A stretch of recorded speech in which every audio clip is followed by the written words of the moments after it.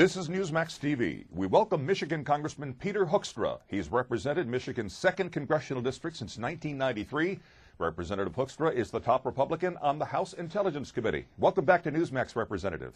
Hey, thank you. It's very good to be with you today. The hot issue of enhanced interrogation of terror suspects, the secret CIA memos recently made public by Obama, as well as the photographs allegedly showing detainee abuse by the U.S. military, which the White House says it will release. As the ranking member on the intelligence panel, where do you see this all going? Well, I'm not sure where it's going, but right now the trend line is not very good. You know, you start off on the first day of the Obama administration, and he says, hey, we're going to either release or transfer the dangerous terrorists out of Guantanamo. And now 95 days later, he's saying we're going to prosecute Americans. And then he says we're going to release photos of U.S. military personnel supposedly, harassing or torturing prisoners in Iraq. None of this is very good. Does it help U.S. morale? Does it help keep America safe? You know, exactly where the Obama administration is going, I don't know, but I think it does jeopardize our national security. You take issue with Speaker Pelosi disavowing prior knowledge of the interrogation methods, despite what at least one intelligence source said were 30 briefings she received over several years. Your thoughts on this, please?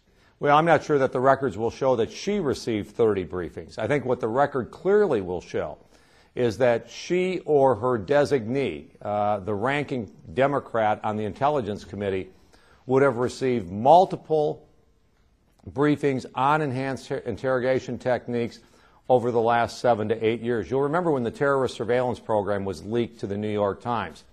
Again, members said, we knew nothing about it. We then had the list disclosed, and it's like, wow, Nancy Pelosi got briefed 4 times within the first 12 months after 9/11 about the terrorist surveillance program. I think you will find the same type of information on enhanced interrogation techniques that leaders on both sides of the aisle and in the Intelligence Committee, and both the House and the Senate were consistently briefed on this information. We just now need to release the dates, and most importantly, we need to release the memos that memorialized what happened in the briefings. That will, I think, answer a lot of questions. Okay, in your opinion, is Obama acceding to people like MoveOn, George Soros, in other words, his far-left base, in releasing these classified documents? Hey, I don't know exactly who he's responding to, but like I said before, clearly he is jeopardizing America's national security. It's almost like ready, fire, aim. He makes a decision and moves forward, I think, without really considering exactly what the consequences may be or how he's going to implement it. You know, he says, I'm going to close Gitmo. Has no plan for what to do with the 241 terrorists that are there. He releases these legal memos on enhanced interrogation techniques, thinks that this is going to move America forward. And a week later, there's a firestorm about the release of the documents and people wanting to do more. People want to prosecute the attorneys. They want to prosecute perhaps the folks in the CIA. And he never anticipated that type of reaction. And it's kind of like, excuse me, Mr. President, you should have expected this.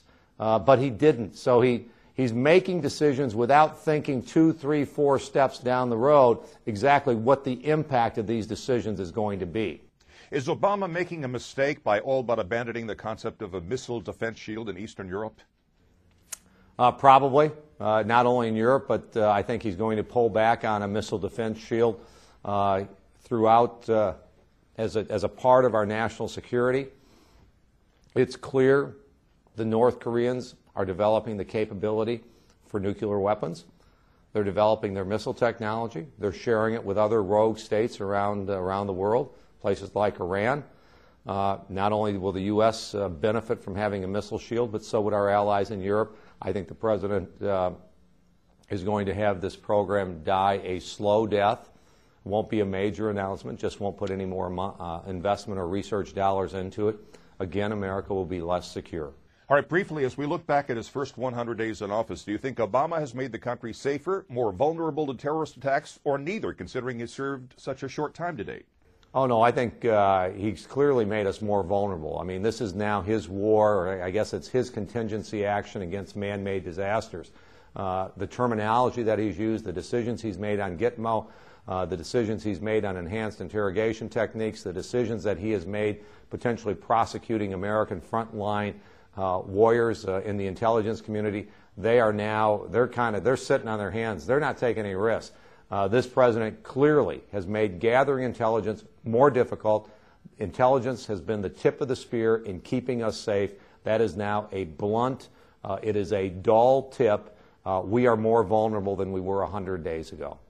Representative Peter Hoekstra, you're retiring from Congress to run for governor. We wish you so much luck in your future ventures, and thanks so much for taking the time out to talk with Newsmax. Hey, great. Thank you. And thank you for watching Newsmax TV.